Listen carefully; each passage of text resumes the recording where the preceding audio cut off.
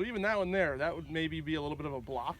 Yeah. Right? Right. Not quite as far off. Maybe that's right side of the green from where we were at before, instead of, if we're lined up to that right side of the green. Right. Right? Yeah. If we're lined up to that right side of the green and we miss it right, now all of a sudden we're 15 yards right. Right. So. Yeah, it's kind of like being to the point where I can kind of like aim at the middle of the green to a certain extent, and my misses kind of still keep me in that target area is really what I'm going for. It's a middle pin and you miss right, you got a 25, 30-foot putt versus a 30-yard pitch. Right. And that's the real benefit. As a better player, any shot counts, right? That's the difference between a 75 or 76 and jumping up into that 80 range is a couple of missed greens. Yeah. So we think about really a swing plane, a swing path. Right. A lot of times when we get stuck, and let's use this. This is going to be our swing plane. Right. This is a reference. So when we are stuck, okay, that means this club is getting too far under plane. Right. Okay. And now we see, in relation to my hands and my body, where's this club? Is it in front or is it behind? Yeah, it's way behind. Behind, right? Yeah. So if it's behind, my body's going to have to kind of shut down. Yeah. And either, I kind of keep things together and I push it way out right. Yep. Or my hands, my small muscles here, are going to get involved. Okay. And when that happens, that's that kind of that flip, that overhook, right? See how much this club really had to rotate here? Yeah. Right? We want to try and put that responsibility, that power into our big muscles, our core, our lower body, and our shoulders to an extent, and kind of keep our hands off of it. So why don't we go ahead and get set up in here. I'm going to adjust the stick here so we can actually hit a few shots with it. But before we hit a few, we're going to do a few dry runs with it, okay? Okay. So just set up to that golf ball and set up in your normal posture. And I'm going to adjust the stick accordingly, okay? So go ahead and swing that back nice and slow to me. Okay, good. So when I line this up and when I practice with it, okay? I want this club to come right to the hosel here, all right? Now go ahead and set up for me. I want to try and mirror the angle of the club, okay? Right. So let's go ahead and take this 7-iron, lay it down, nice and sold out, kind of flat. Okay. And we're just going to try and match that angle as best we can, okay? Gotcha. So let's go ahead and get you back on that golf ball. And we're going to set up. We're going to take the golf ball away for now, okay? Okay.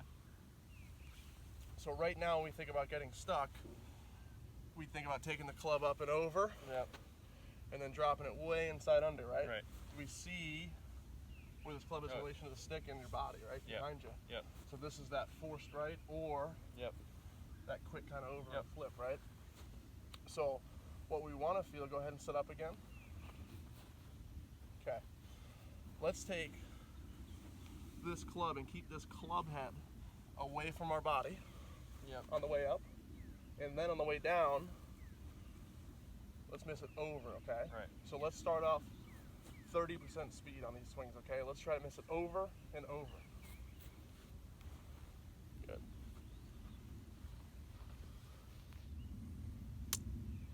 It's all right. On the way back, we're not overly concerned, right? Right.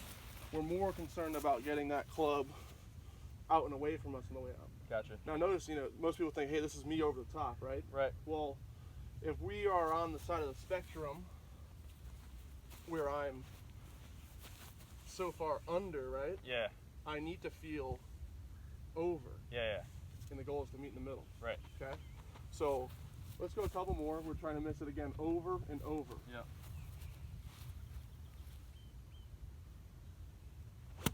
Good.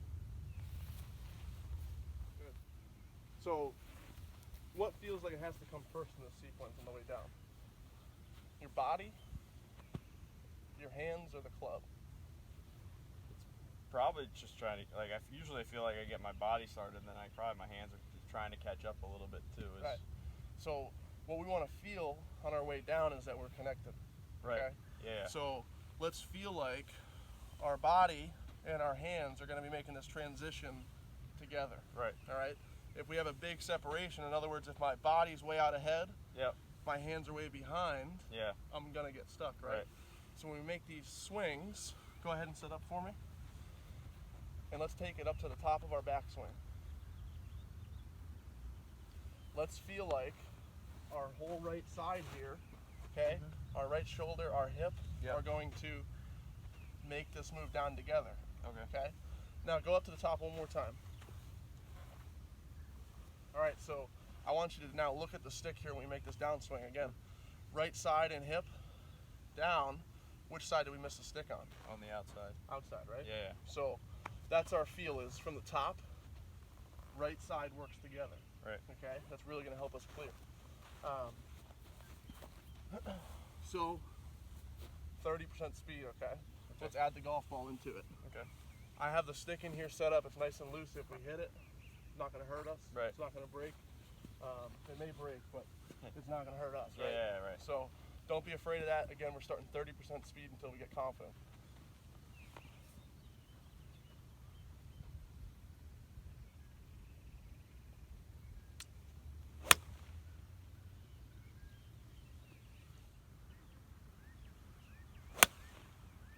Beauty there. Yeah. Dead straight there, right? Yeah. What did that feel like? How did your body feel?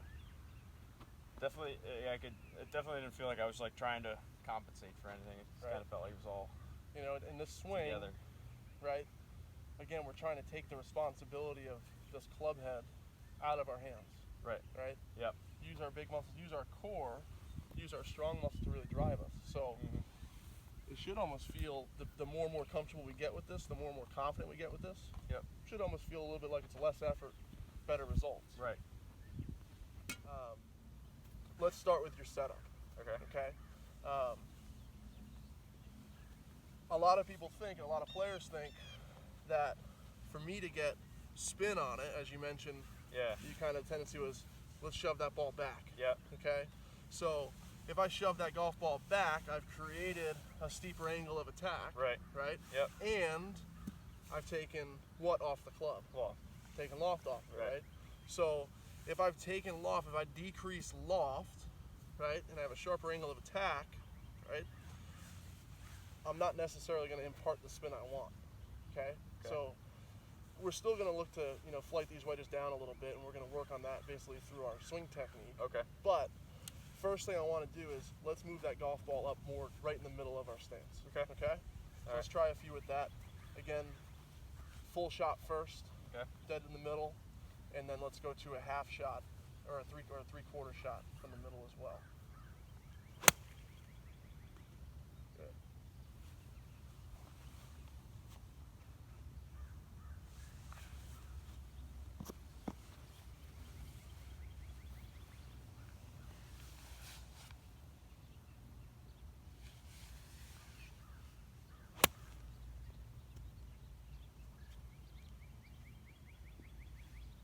So let's pause on that one, right? Yeah.